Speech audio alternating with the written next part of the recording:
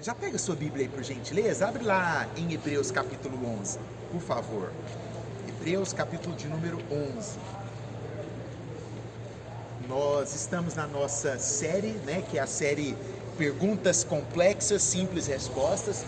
Deus tem nos dado o privilégio de estudar um pouco mais e aprender um pouco mais, né, das verdades bíblicas, baseado em texto e contexto, sem pretexto, né, porque todo pretexto corre o risco de virar heresia. E o que nós queremos aqui com essa série é responder perguntas de tal forma que nós venhamos entender de fato aquilo que o autor quis dizer, né? Quando a gente fala em hermenêutica, né, interpretação bíblica, muita gente fala, é muito difícil saber o que o autor estava querendo dizer. É quase que impossível. Na verdade, se nós formos partir dessa premissa de que não é possível saber aquilo que o autor está querendo dizer, nós não vamos poder ler nenhum livro mais, né? Porque você lê um livro querendo entender a visão do autor sobre aquele determinado assunto. E a Bíblia da mesma forma. Quando nós lemos a Bíblia, nós tentamos interpretar, certo? De tal forma que nós possamos entender tanto a cabeça do escritor quanto o contexto da época em que ele estava vivendo. Partindo desse princípio, hoje nós vamos responder a seguinte pergunta: o que é fé? No primeiro momento, parece-nos uma pergunta muito simples, talvez até corriqueira e fácil de responder, né? Entretanto, essa facilidade na resposta, ela não é tão simples quanto às vezes a gente acredita que seja. Como recomendação, né? Tem um livro do C.S. Lewis, que é esse daqui, Anatomia de um Bruto. É um livro que ele escreveu após a morte da esposa dele. E nesse livro aqui, ele vai abordar elementos fundamentais de vida, morte e principalmente fé. E talvez seja interessante porque ele aborda a fé, né, num contexto difícil, né? É difícil ter fé num momento que você está passando pela perda de alguém, a perda de um ente querido. Então, a recomendação de leitura dessa nossa pergunta. Eu pedi para que você abrisse a Bíblia em Hebreus, capítulo 11, porque talvez, assim, esse é o texto mais básico que nós temos, né? Quando nós falamos de fé, principalmente por conta daquilo que o autor, né, de Hebreus vai tentar deixar claro aqui quanto à fé e quanto a uma lista, né, de exemplos de fé que ele dá aqui. Se nós olharmos tanto para Hebreus quanto para Coríntios, vamos ler aqui primeiro Hebreus capítulo 11, versículo 1. Diz assim: a fé, né? A fé mostra a realidade daquilo que esperamos. Ela nos dá convicção de coisas que não vemos. Verso 2. Pela fé, pessoas em tempos passados obtiveram aprovação. Você já leu esse texto, né? Você sabe o que o autor vai continuar dizendo aqui, e ele vai começar a exemplificar, né, a fé na vida de algumas pessoas. Se nós pegarmos esse Hebreus, capítulo 11, versículo 1 aqui, que nos diz que a fé é a realidade daquilo que esperamos, ou a certeza daquilo que não vemos, né? Talvez quando a gente pergunta quando é fé, é a primeira resposta que vem na sua cabeça, né? O que é fé? Você já, é certeza daquilo que não se vê, né? Entretanto, a fé, ela está além disso. Se nós pegarmos, por exemplo, lá em Coríntios capítulo 13, o apóstolo Paulo, ele dá 3 elementos fundamentais do cristianismo que precisam caminhar junto. Lembra o que é? Fé, esperança e o amor. Então a fé, ela faz parte de uma tríade extremamente importante para todo cristão, né? Um tripé fundamental. Nós precisamos viver dentro dessa trinca de valores, né? Tendo em nosso coração a fé, a esperança e o amor. Se nós formos destrinchar alguns conceitos, né, daquilo que nós entendemos como fé, por exemplo, fé pode ser sinônimo de esperança, fé pode ser sinônimo, como nós acabamos de ler aqui, de convicção, fé pode ser sinônimo de crer, fé pode ser sinônimo de evidência. Vamos falar sobre cada um desses aspectos. Em primeiro lugar, fé como esperança. Às vezes, quando eu espero que o meu time vença uma partida, eu tenho uma esperança ali, né? Eu espero que meu time vença o jogo amanhã, eu espero que meu time vença o campeonato. Mas essa esperança, ela é uma esperança que eu tenho, entretanto, em hipótese alguma, eu tenho certeza que aquilo vai acontecer. Eu tenho uma esperança, uma expectativa, certo? A fé como esperança na vida do cristão, ela não pode ser essa esperança de que tipo, algo em algum momento, em determinado instante, pode acontecer. Nós esperamos um resultado de um futuro que é totalmente certo. Nós temos algumas certezas. Sproul, vai dizer que a esperança é nada mais, nada menos do que a fé aguardando. A esperança é a fé aguardando. Por quê? Porque eu tenho certeza, porque eu tenho convicção de que aquilo que eu estou na expectativa vai acontecer. A fé como convicção, ela não pode ser uma fé convicta de forma arbitrária. Não, eu tenho essa convicção, eu tenho a convicção de que isso vai acontecer, né? Como que você tem essa convicção? Aí fala assim, sei lá, tipo Chicó, né? Como que você sabe que vai acontecer? Não sei, só sei que foi assim, né? Não é essa a fé no aspecto da convicção que Deus espera de nós, uma fé sem razão, né? Até porque nós temos que ter uma razão daquilo que nós cremos, daquilo que nós estamos acreditando. A fé como convicção, ela é uma certeza de coisas que não se veem. E essa convicção, ela vai se basear no quê, pastor? Ela vai se basear exatamente na seguinte premissa. Eu não sei, alguém aqui sabe o que vai acontecer amanhã? Ninguém sabe. Eu também não. Mas eu tenho certeza que independente daquilo que aconteça, Deus está no controle. Essa é a nossa convicção. Você entendeu? Você tem convicção de que o amanhã será promissor para você? Tenho. Baseado em quê? Baseado em que o meu amanhã está sob controle e comando de Deus.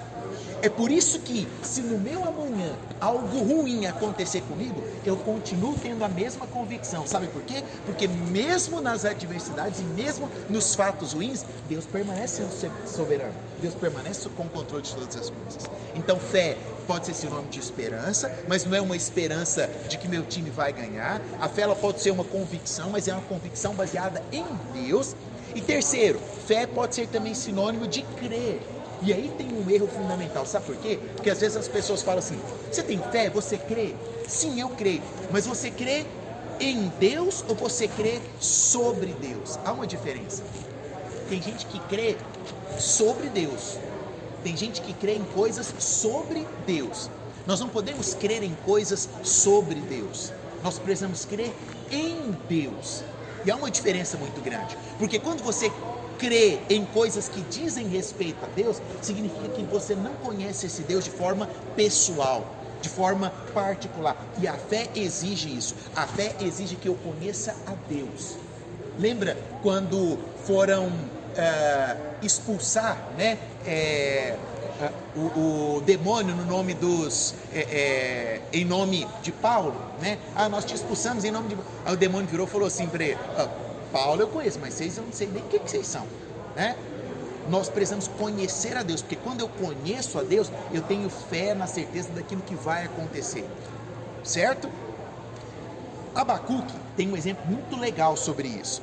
Abacuque estava confuso e preocupado porque Deus tinha permitido que Israel fosse afrontado, tinha permitido que Israel fosse afligido.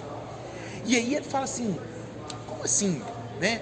Deus, nós não somos o teu povo, não somos a tua herança, como o Senhor deixa o teu povo ser afligido pelos exércitos adversários?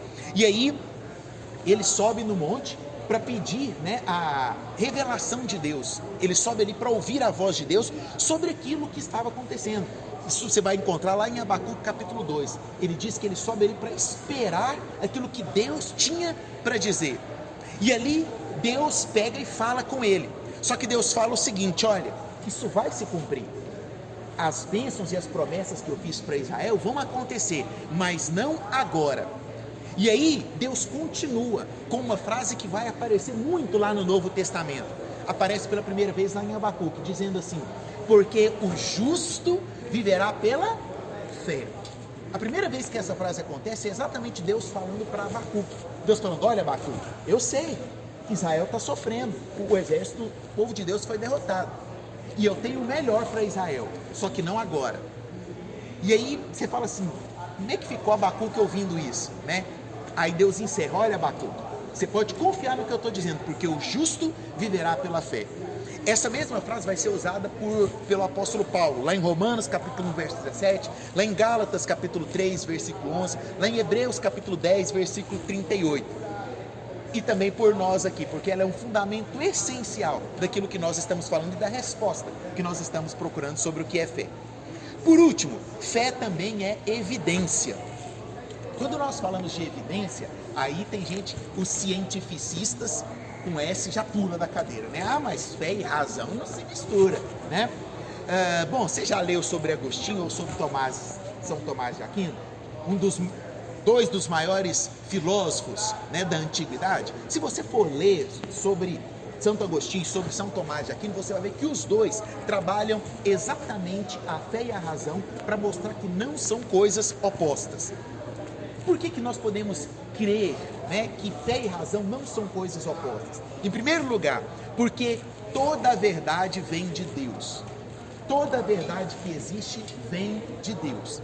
E essa verdade que vem de Deus, ela vai ser nos revelada de duas formas. Pela Bíblia, e aí você fala assim, tá, isso aí é fé, né? Mas ela também será revelada a nós através de uma segunda revelação que Deus tem, que é a revelação natural. De certa forma, Deus está todos os dias nos revelando aquilo que Ele é, seja pela nossa leitura da Bíblia, seja pela revelação natural, por aquilo que nós encontramos na natureza. O fato do sol nascer amanhã, o fato de nós termos em nosso coração, né, a certeza de que o sol vai nascer amanhã, é uma revelação de Deus para os nossos corações, de que Ele continua sendo o mesmo Deus lá do início de todas as coisas. E é por isso que nós cremos que amanhã nós vamos acordar no domingão, né, tranquilo, o sol vai nascer bonito, e principalmente nós vamos crer que as misericórdias desse Deus terá sido renovado. Em Hebreus, seguindo o texto que nós começamos a ler, no versículo 3, fala que o universo foi formado pela palavra de Deus. Aí você fala assim, mas isso aí não é ciência. Você crê que a Bíblia está falando que o universo foi formado pela palavra de Deus? Isso aí é fé, não é ciência, não é razão. Bom, qual que é a ciência que você acredita que o universo foi formado? Qual é a lei hoje, qual é a prova científica que mostra que o universo foi formado pelo Big Bang? Alguém tem uma aí? Fala para mim e eu passo a palavra para você. Alguém tem aí uma prova e uma evidência para me dar de que realmente foi o Big Bang que surgiu? Não. Tudo que existe sobre a origem do universo foi o quê? Repita comigo.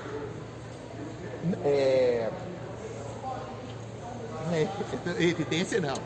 Tudo que existe sobre as propostas de criação do universo não são leis e não estão fundamentadas em leis. São conjecturas. Essa era a palavra que eu queria falar. Repita comigo. Conjecturas. Existem um monte de conjecturas. Existem um monte de hipóteses. Nenhuma delas foi provada. E eu vou além agora. Você quer falar de ciência? Lembra quando nós falamos do telescópio lá, o James Webb Space, né? O que o telescópio mostrou? Mostrou que lá no início já existia hidrogênio e oxigênio, e os evolucionistas estão tudo desesperados, porque isso acaba com a teoria do Big Bang, da explosão inicial.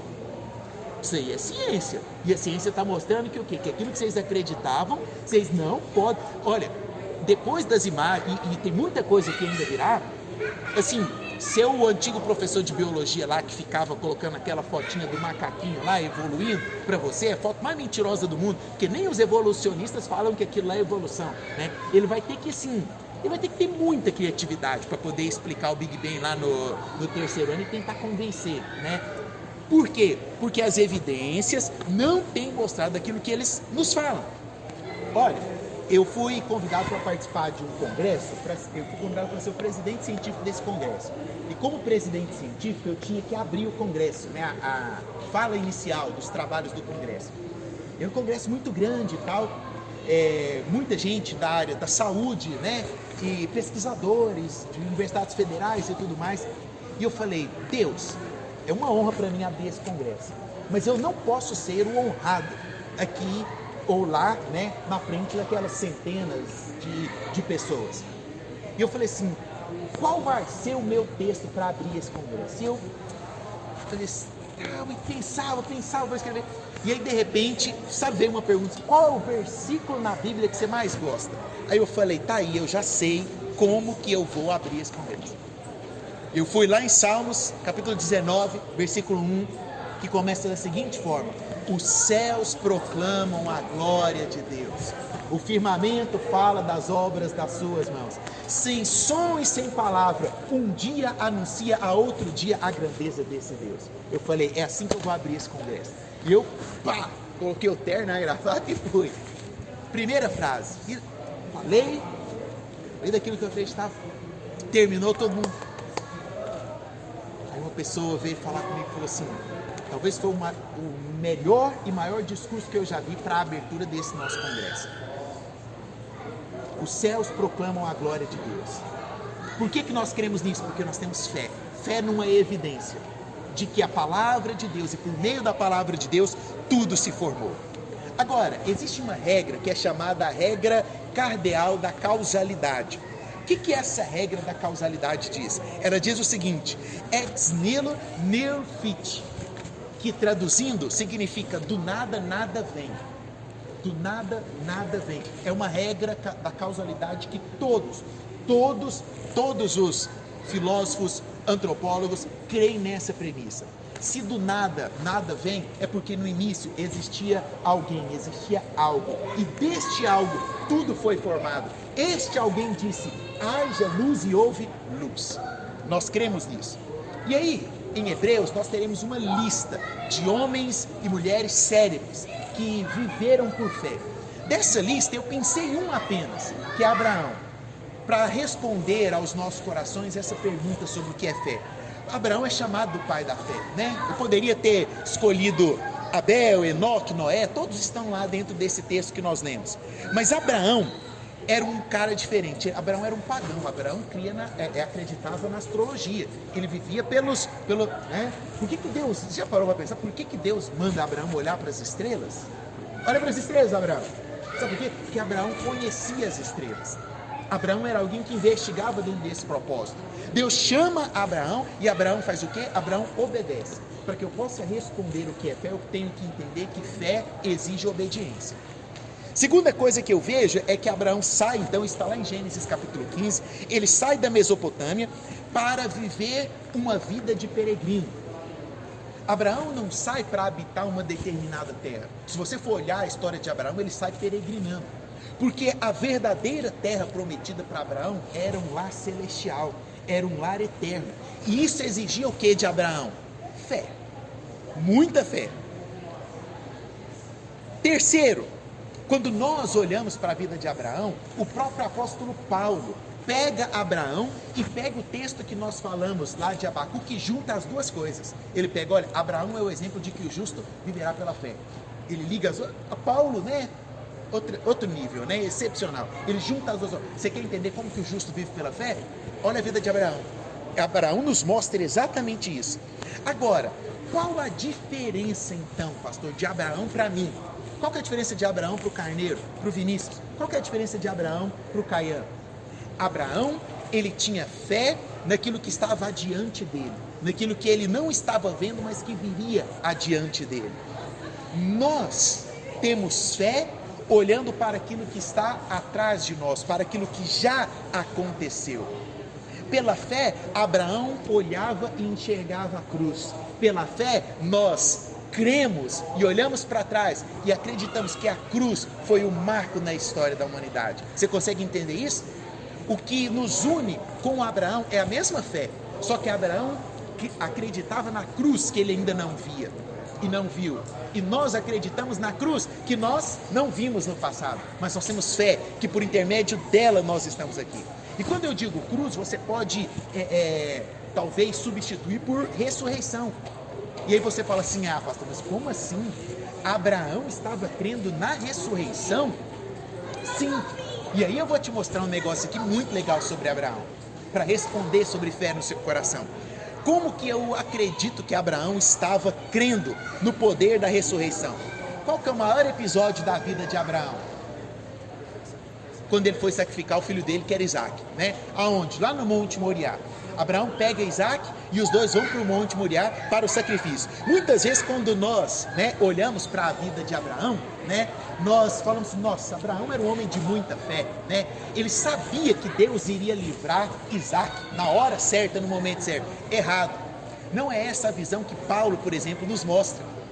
O que Paulo, nos ensina é mais ou menos assim, lá no versículo 8, está subindo Abraão com Isaac e Isaac pergunta, pai, onde é que está o cordeiro? Para o sacrifício, não também de sacrificar, onde é que está o cordeiro? E aí Abraão vira e fala assim, Deus proverá, filho. O proverá que Abraão usa aqui no hebraico, não é no sentido de um proverá, no contexto de um animal que vai ser colocado no seu lugar. É no sentido de que num futuro, Deus proverá o Cordeiro Santo para o sacrifício, que será o maior sacrifício da história da humanidade. Abraão estava morrendo de medo do filho dele morrer. E você sabe no que Abraão acreditava? Abraão acreditava que Deus não iria substituir ali, colocar um cordeiro ali na hora. Ele acreditava que Deus ressuscitaria Isaac. Abraão já estava acreditando no poder da ressurreição. Por mais que ele não entendesse que a ressurreição de fato era com Jesus, ele já acreditava no poder da ressurreição. E é exatamente nisso que nós precisamos acreditar. Para responder o que é fé, nós precisamos crer no poder da ressurreição. Fé é crer no poder da ressurreição. Fé é olhar para trás e crer que na cruz do Calvário Jesus Cristo foi morto por você, mas ressuscitado, para que você pudesse acreditar que Ele pode sim transformar a história da sua vida, assim como Abraão cria que Ele ressuscitaria. O que é fé? Fé é nada mais nada menos do que um dom de Deus. Se nós pegarmos a confissão de Westminster, lá no capítulo 14, a confissão nos dá um pré-requisito essencial para respondermos o que é fé. Olha o que diz a confissão sobre a fé salvadora. A graça da fé, pela qual os eleitos são capacitados a crer para a salvação de sua alma, é obra do Espírito de Cristo em vossos corações. É uma graça que nós temos, e a graça é um favor imerecido. A graça é aquilo que nós recebemos sem merecer.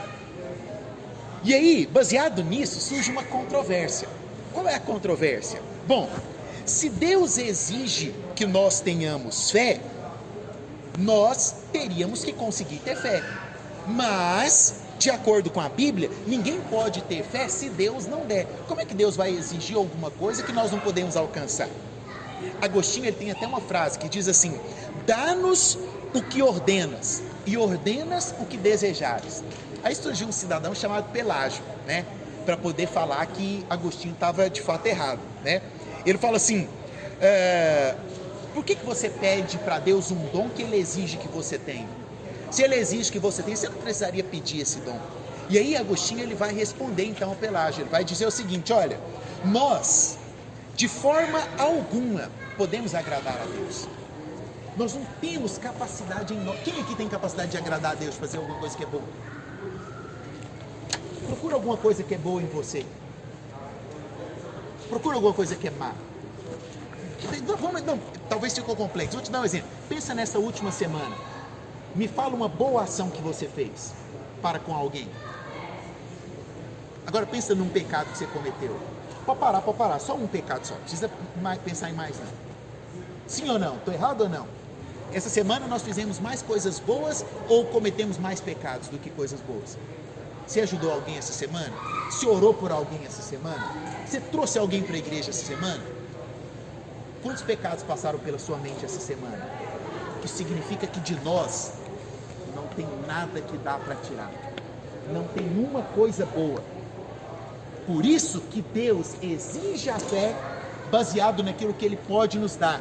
Então Agostinho vai falar: nós não podemos agradar a Deus se Ele não nos ajudar de alguma maneira a satisfazer a vontade dEle. Antes de Adão, nós tínhamos essa capacidade, antes do pecado de Adão. Nós conseguimos responder com essa fé. Mas depois da queda, o homem ele perde essa capacidade. E agora? Agora que Adão pecou, e eu não posso mais agradar a Deus, eu dependo de quê? Eu dependo da graça soberana do Senhor. Porque pela graça nós somos salvos.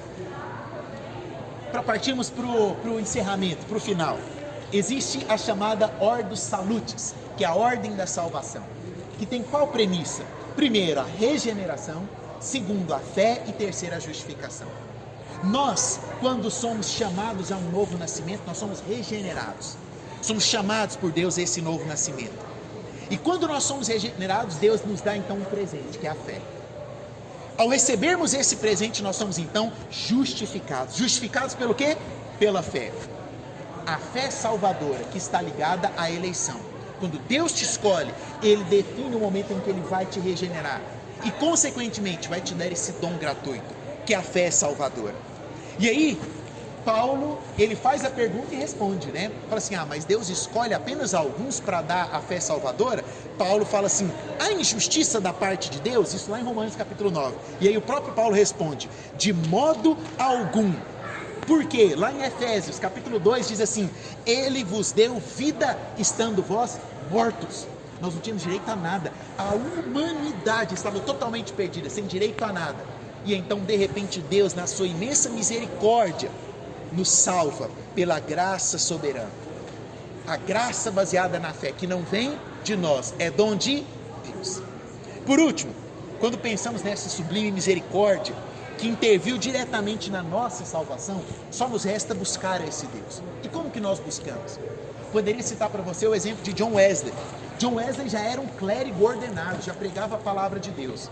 Mas de repente, num dia, estando numa reunião na cidade de Londres, ele de repente ouve uma leitura dos Salmos e ele não entende o que acontece, o coração dele começa a disparar e aquecer, e ele começa a chorar. Pela leitura daquela escritura que agora estava entrando dentro do coração dele e regenerando aquele homem. Santo Agostinho, por exemplo, estava andando num jardim, de repente tinha uma criança correndo e a criança gritava, Tole Lesh, que significa pega e lê, pega e lê. E ele vê na criança, de repente ele olha para trás e ele vê ali um escrito sagrado. Ele pega a Bíblia e lê Romanos, capítulo de número 13. E ele fala, andemos dignamente diante da presença desse Deus. E ali a vida dele é transformada. Ele sai da vida de podridão que ele estava. Charles Sproul já era convertido de repente numa conversa corriqueira com um amigo. O amigo dele cita um versículo de Eclesiastes que fala que onde a árvore cai, ali ela fica. E ali quando o amigo dele cita essa passagem, ele fica pensando numa árvore caída, apodrecendo. E ele fala, eu não quero ser como uma árvore caída que vai ficar apodrecendo. As Escrituras são a chave do processo pelo qual o Espírito Santo nos dá a fé e fortalece a nossa fé. Consequentemente, a fé, como dizem Romanos, vem pela pregação. E a pregação pela palavra de Deus. Se nós terminássemos de ler Romanos capítulo 11, que nós acabamos de ler, né? E entrássemos no capítulo 12, o que estaria no capítulo 12? Portanto, visto que rodeados por tão grande nuvem de testemunhas, prossigam para o alvo. O que é fé? Um dom genuíno e gratuito de Deus. Vamos orar?